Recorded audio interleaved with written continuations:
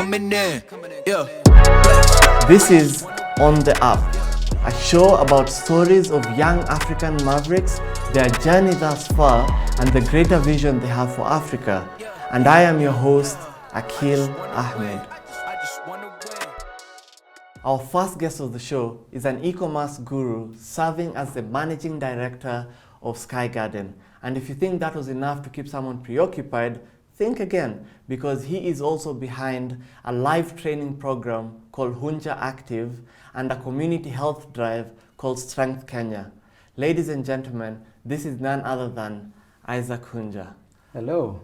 Welcome to the show, Isaac. Thank you very much. We're going to tell you a story Yes. and challenge each other on an exciting game. Yes. I hope you're ready. Yep, let's go. The Kenyan e-commerce industry has been growing steadily over the last 5 years. Take us through the story and the journey that you went through when you were walking around the Nairobi hot sun and trying to onboard restaurants for Hello Food to the Sky Garden managing director. Yeah, so working for Hello Food, which is now Junior Food, was a very interesting journey. I was part of a startup team. I was blessed to get the opportunity as one of the first hires. I was second employee at the company. And it was my first experience being in a startup environment, being part of this team that had nothing to show to the market and growing it from the bottom up. Yeah, so my first role was in restaurant acquisition, walking into restaurants, trying to get meetings with the managers, but ended up getting meetings with the waiters, trying to get them to understand this concept of online food delivery. And e-commerce at the time was very new in Kenya. So just trying to be able to navigate that, all those different obstacles, it really taught me hustle. It really taught me how to present myself, taught me how to be just likable, at the first onset, because whenever you're in sales, there's all these gatekeepers that you have to get through. In the restaurant business, getting through from waiter all the way to the owner, I can imagine. You have to really, really hustle. So yeah, it was quite an exciting journey, and I think I learned quite a bit from that. And I think your compensation was 1,000 shillings a day. Yeah, it was a lot of money. You're getting 1,000 shillings per day. Yeah, we found loopholes in the system.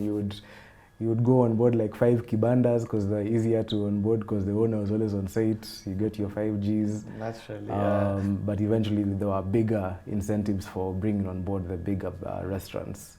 So of course we started gunning for the KFCs and the Javas, so on and so forth, and we were able to get them eventually. And now you're the Sky Garden managing director. Yep. Tell us the journey in between. Yeah, so from working at Hello Food, I went through a couple of roles. So starting from restaurant acquisition, then I got introduced to marketing and content management and community management as well.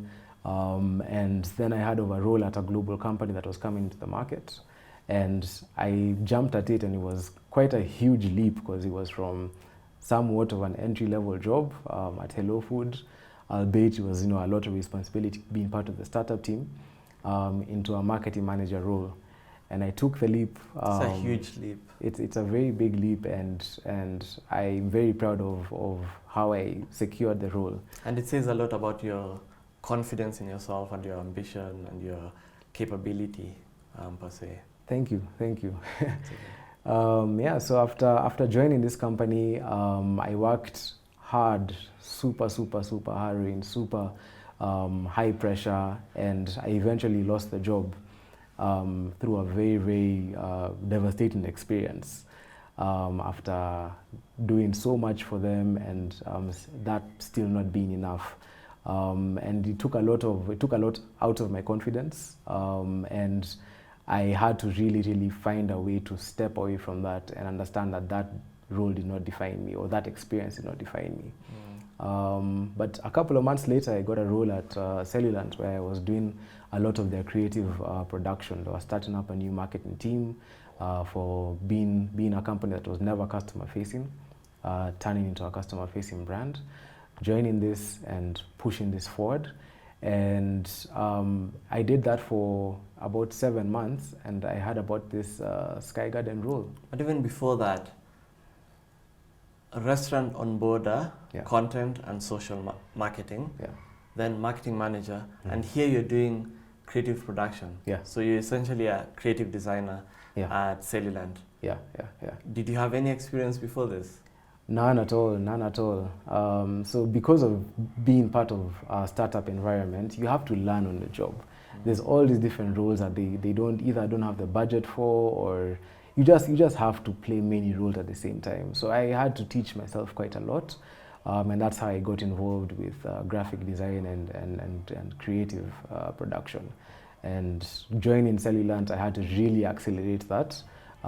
Designing for magazines and designing for various publications for not just the Kenya office but for all over Africa. I really had to burn the midnight oil and just prove myself. Yeah. And from a more structured environment to Sky Garden. Yes. So joining Sky Garden was almost like diving out of an aeroplane without a parachute. I really was very naive to think that I was going to have the same experience that I had at Hello Food or at any other company that was coming into the market, that was proven in other markets. Coming into Sky Garden was very challenging because we had to build everything from the ground up. Not just the product, not just the brand, but also the team. And I'd never really led a team before. So trying to understand what type of leader I am, what type of culture would I like to see, and all the experiences that I had from the past really poured into what I've poured into Sky Garden. So I have no regrets, and I'm grateful for anything that has happened over my career. You've been working your entire career into roles that society and even yourself might have thought were too big for you. Yeah. Has this been able to develop, did this develop an imposter syndrome, and how have you been able to deal with it? I think imposter syndrome is something everyone goes through at one point in their career. But for me, it's been something that has been almost a norm because I've been either reaching for a much higher stair in terms of the role or the experience needed was something I had to work my way into in everything I jumped into. Sometimes I had zero experience in it, and then I'm going into the role and I had to sprint, hit the ground running. But I think imposter syndrome it's one of those catalysts for career because you have to fight against it. Because if the losing battle to imposter syndrome is you losing the job or you failing at whatever it is. Yeah. So whenever I feel that imposter syndrome, of course it gives you the anxiety, it gives you the sleepless nights, so on and so forth.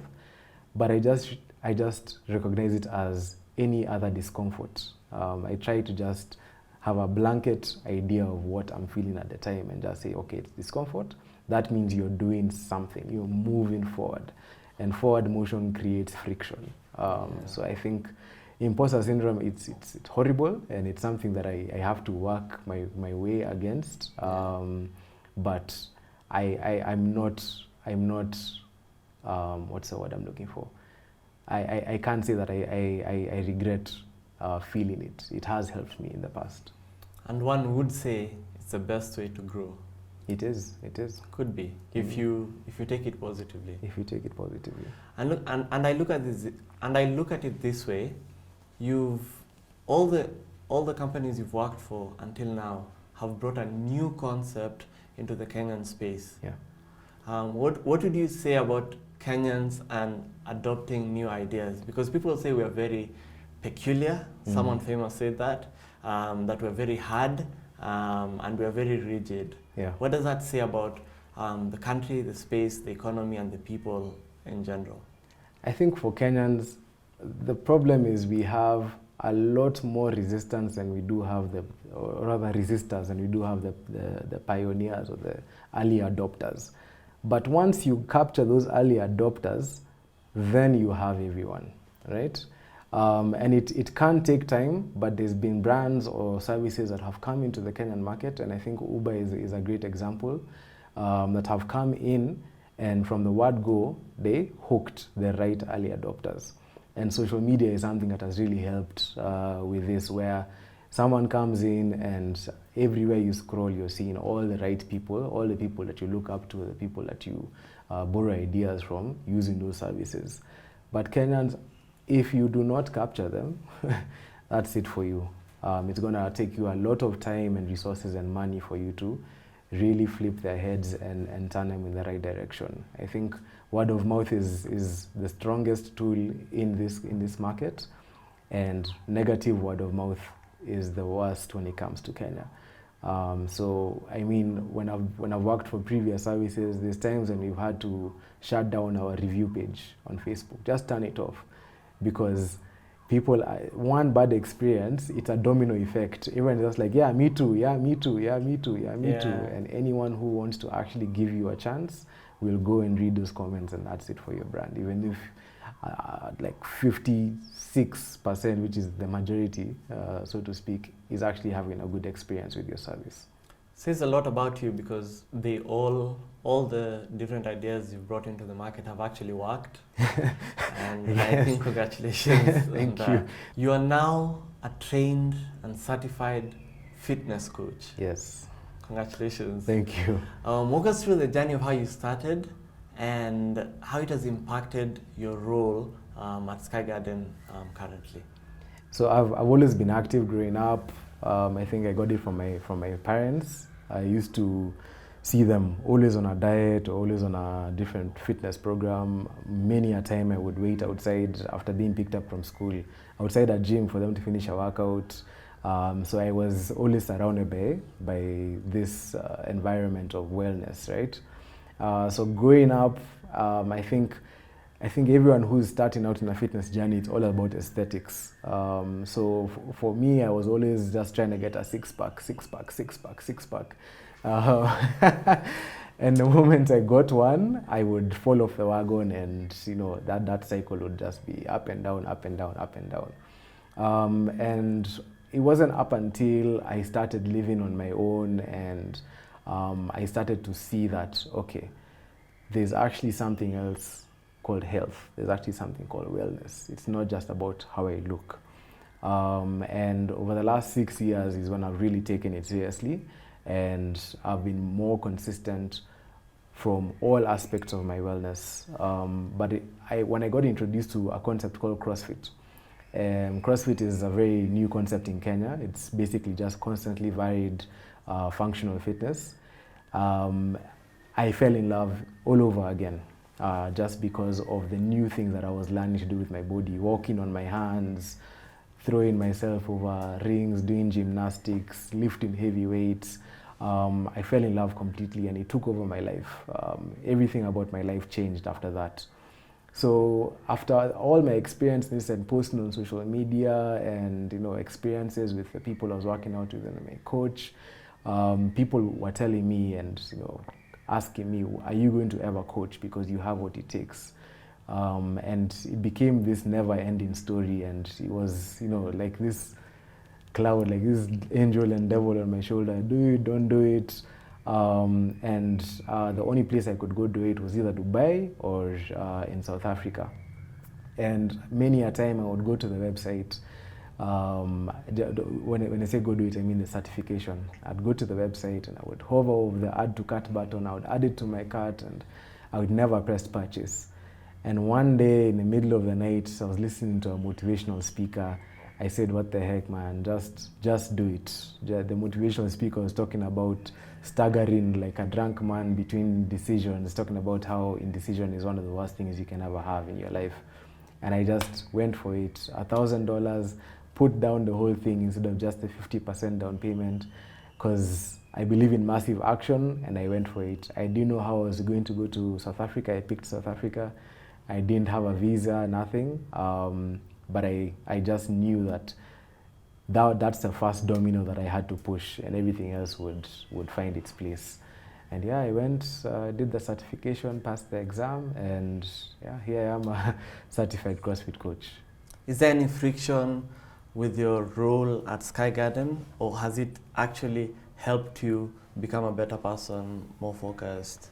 If there's been any friction, I think it's always been self-imposed, because of how much my thought process goes around my wellness. Sometimes I feel as though my head is turning too much towards wellness, and it should always be on this company, right? But it has really helped me become a better leader, for one. because of the last 3 years, I have coached so many people and I have helped so many people along their fitness journeys, and just trying to get them to get out of their discomfort, right? I've become a better speaker, and I've also understood the process, the slow process of growth for myself in my own fitness journey and for the people that I impact. And that in turn, I've used that as an analogy for the company, and just understanding that it's a slow process, month on month, week on week, day on day. If we're just doing the right thing, just laying the right brick, one by one, placing it in just the right way, we will step back and see this beautiful castle that we have built. And really just pouring that mindset into the people that I lead. I think it's really, really helped. To do all this, I think you need focus. You need to filter all the noise and zero in. What are some of the steps you've taken to be able to achieve this? So I think time management is something that I've been almost obsessed with. And like one man that I looked up to and still do, even after his passing, is Kobe Bryant. And just R.I.P. Mamba. R.I.P. Mamba. And his mentality around being obsessive about whatever you're doing. I think I really have picked a lot of leaves from that. So in my role with Sky Garden, with my fitness, with my relationships, with my family life, everything, how can I be obsessive about it? How can I ensure that I'm doing it to the best of my ability? And how I use my time, making every single day count, is something that I'm sometimes too obsessive about. And that has led me to changing my lifestyle in various ways.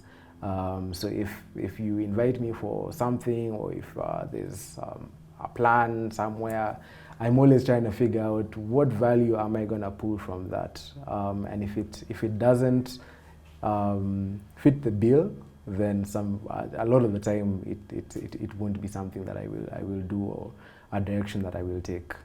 So technically, you're those people who ignore those UKO messages. Yeah, man. If you WhatsApp me, "Hi Isaac," and you don't say anything after that, it's over.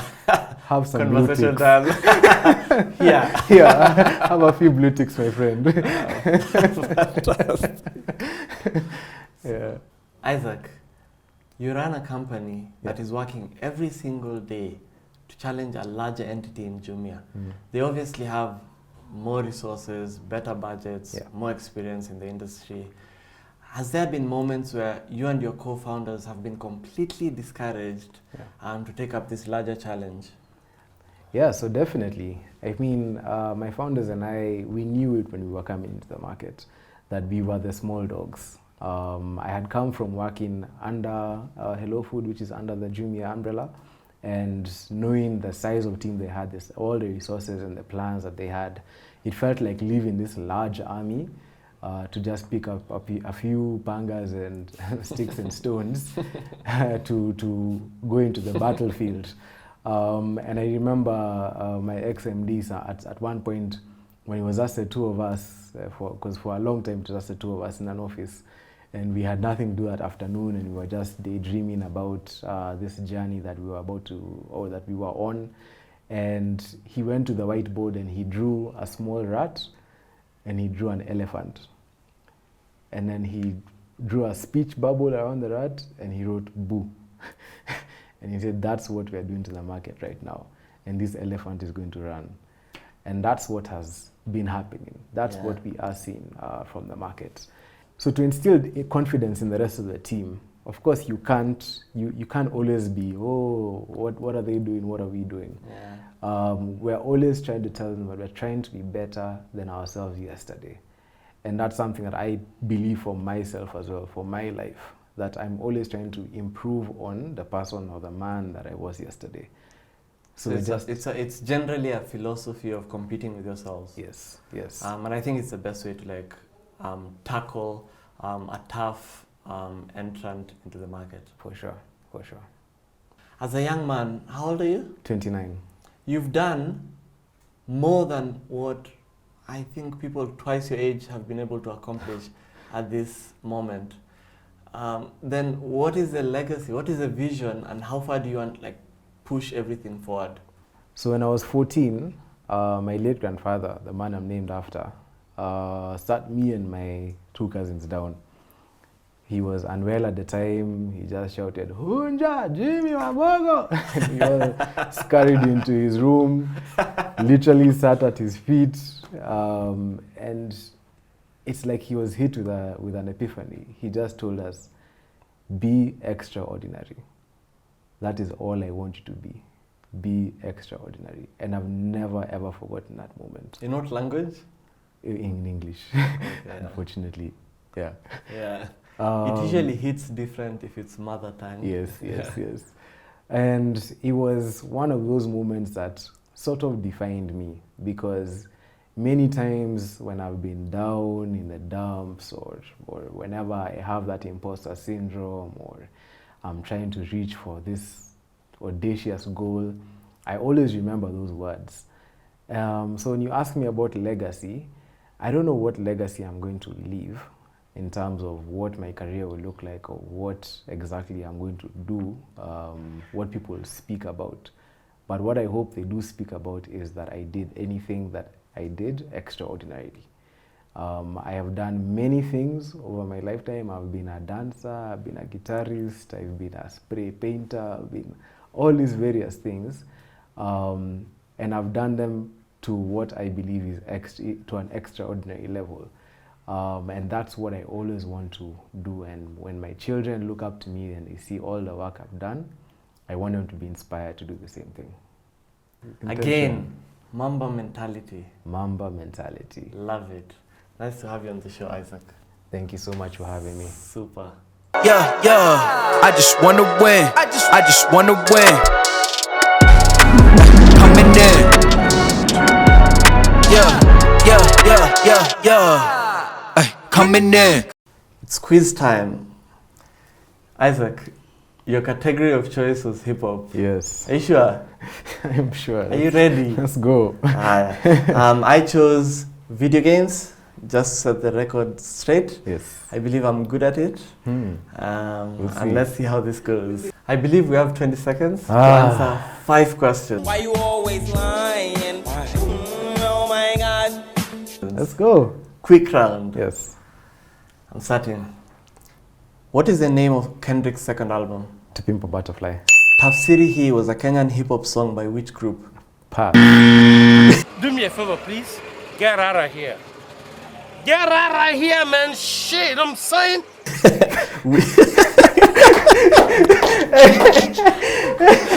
Hey, hard pass. Hard pass. Which US-based rapper is a Pulitzer Prize winner? Kendrick Lamar. How many Grammys has Jay-Z won? 7. Eminem's last hip-hop beef was with another US-based rapper called? Donald Trump. Let the record show that he set his own questions. Let the record show that I was actually fair and I didn't look at the answers. Always lying to me. Too much. Lying so much, you know. How many ghosts are there in Pac-Man? I don't know. 5. What is the best-selling video game of all time? GTA 5. Which actor plays John Silver in Cyberpunk 2077? Keanu Reeves. What character do you control in Final Fantasy VII Remake? I haven't played the game. Which country has banned the sale of the original Grand Theft Auto? Brazil. I don't know if that was good or not. So find out. We'll find out. Yeah. Coming in. Yeah. Flex. I just wanna win. Yeah.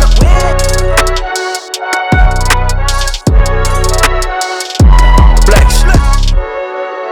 Yeah. I just wanna win. I just wanna win. Coming in. Yeah. Coming in.